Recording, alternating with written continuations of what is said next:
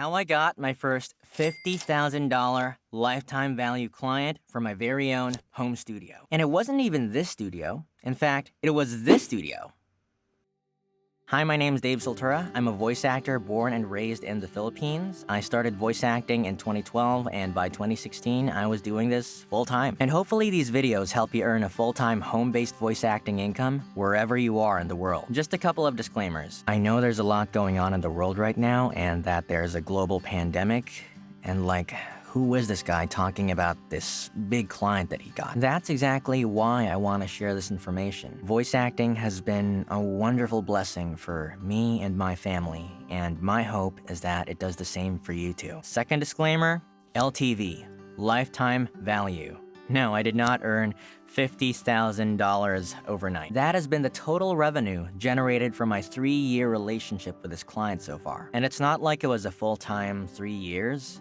It was more of 3 hours per month spread across 3 years. All right, with that out of the way, there are 5 key elements that you need to replicate this result. Skills, social proof, information, the right email, and persistence. Number 1. Skills. By the time I had booked this client, I was already an actor for 7 years. But does that mean that you need 7 years of acting experience? Not necessarily, because that was a very unguided 7 years. I would say I only had 3 years of concentrated acting experience, combining my workshops, university, and even voice acting classes. I wouldn't even say it was 3 years full-time. It wasn't until maybe 5 years into my voice acting career that I started really investing in education. But that was at a time when there were far fewer resources. Now, if I were to start over, I would take all of those free classes and at least get a primer on acting. Because at the end of the day, voice acting is acting. It is the first skill that you need to prioritize, because if you're not a good actor, then no matter how good you are a marketer or with audio, it's going to be an uphill climb. The second skill that I would prioritize is audio and mixing. For the first few years of my career, I got by with just applying what I learned from a YouTube video that I probably searched how to sound great with your voiceovers or something like that. But that was probably why I wasn't booking the best clients. Because if we apply a one-size-fits-all audio mixing preset to every single voiceover that we have, then they're not going to sound the best for their intended use cases. You might have heard of terms like EQ and compression, and you might be pretty proud of yourself if you know what normalization is. If you do, you deserve a pat. Pat. The sooner you learn about these things, the sooner you're going to book more work. If you want your voiceover audio to sound the best it possibly can so you can book more work, check out the link in the description down below for a course that teaches you how to make audition-ready audio. As for audio equipment, we're not even going to go into that in depth, because if I were to start over, I would choose maybe a $300 to $500 audio setup and know how to edit my audio versus having maybe a $10,000 setup but not know how to edit my audio. Factor 2, social proof. Before people work with you, they need to know, like, and trust you. To make that possible, there are 2 main things that you need: a decent website and a reputable social media following. For your website, you just need to get 4 basic things down: professional photo, at least 1 voiceover demo, testimonials from past clients, and a way for new clients to contact you. As for social media, you do not need to have 10,000 followers on Twitter or 10,000 Facebook likes. You just need to be present and presentable. Ideally, you would at least want to be on 3 platforms to create this sense of omnipresence. But if I were to start with just 1, it would be a polished LinkedIn profile with a handful of recommendations and some endorsements for voiceover. So now when clients Google you, they'll be able to find some information. And speaking of information, that brings us to our third point: information. Or more specifically, knowing where to find your clients. My mother taught me not to keep pestering her about the meaning of words. Instead, she taught me how to use a dictionary. And the dictionary for finding clients is, drumroll please, search engines. More often than not, that just means Google and LinkedIn. So the general formula to find clients is just noun and city/country. And the noun here is just who you're looking to work with: production companies, media production companies, media companies, studios, animation studios, commercial studios, advertising agencies, and the like. Look around you and see how voiceovers are being used everywhere. A good rule of thumb is, if there's video, then there's usually audio.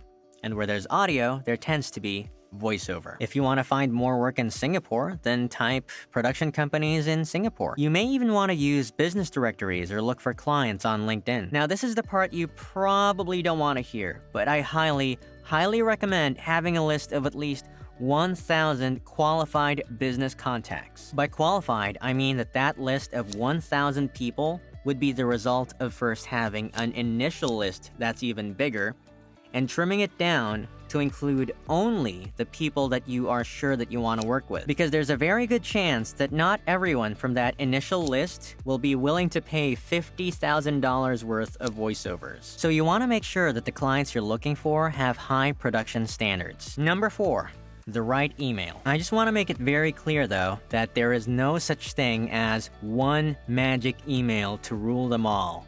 It does not exist. That's because words, language changes over time. Even the platforms that we use change. Back in the day, maybe the 80s and in the industrial era, people used cold calls all the time. And maybe they still work for some people, but in my experience, they're not as effective as some other modern alternatives. But again, it depends. If I use cold calling for someone who's used to receiving cold calls, then it might just work. Now, with that out of the way, here's the general email format that I used. I won't be sharing a template because that would be encouraging cookie-cutter communication. That said, there are 4 key parts of your email. The first is a salutation or greeting. You could say hi, you could say hello. Some people like to say hey, I don't personally, but make sure that no matter what, you will mention their name. Because the last thing I want to see is a dear sir/ma'am or like to whom it may concern. I don't read those emails. The second part is an email icebreaker. Imagine you're meeting this person face to face for the first time. You would want to start your relationship on a positive note. So if you checked out their website and saw anything that you liked, or maybe you checked out their LinkedIn profile, you could mention, hey, I noticed we went to the same university together. And if you saw a project that really appealed to you, mention the details like, I really love the color grading that you applied to this video. But if you're going to give a compliment, please make sure that it is sincere, because people can spot a fake from a mile away. Focus on them to show that you actually care and you're not just here to make a quick buck. The third part is your introduction. Here, you do not need to spell out your entire life story. Just 2 sentences introducing yourself as a voice actor will be enough. And the fourth and final part of your email is a call to action. And this is usually in the form of a question. You could simply ask, are you currently looking for voice actors? Or do you have any slots available in your roster for voice actors? Or anything that pretty much says the same thing as those 2. Again, it's not in the words, it's in the substance and the relationship. So that's an example of an email structure that has worked for me. And what worked for me for this particular client, but there's always more than one way to skin a cat. I never understood that idiom. That's horrible. Why would you want to skin a cat? Language is weird. And that brings us to number 5, persistence. Repeat after me.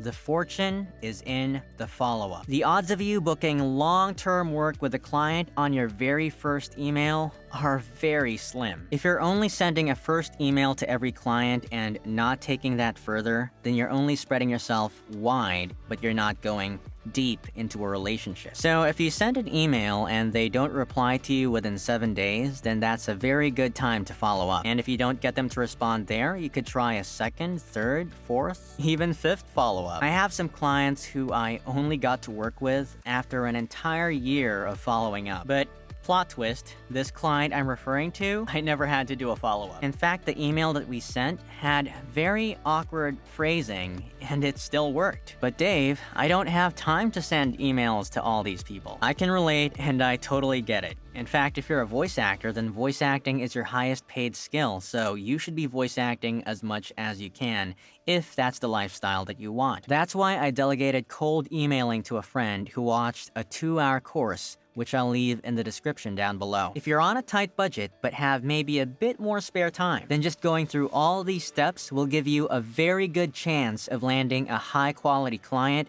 who gives you recurring work. And that's it for this video. If you like this type of content, please like this video, subscribe to this channel, just click it, don't smash that button.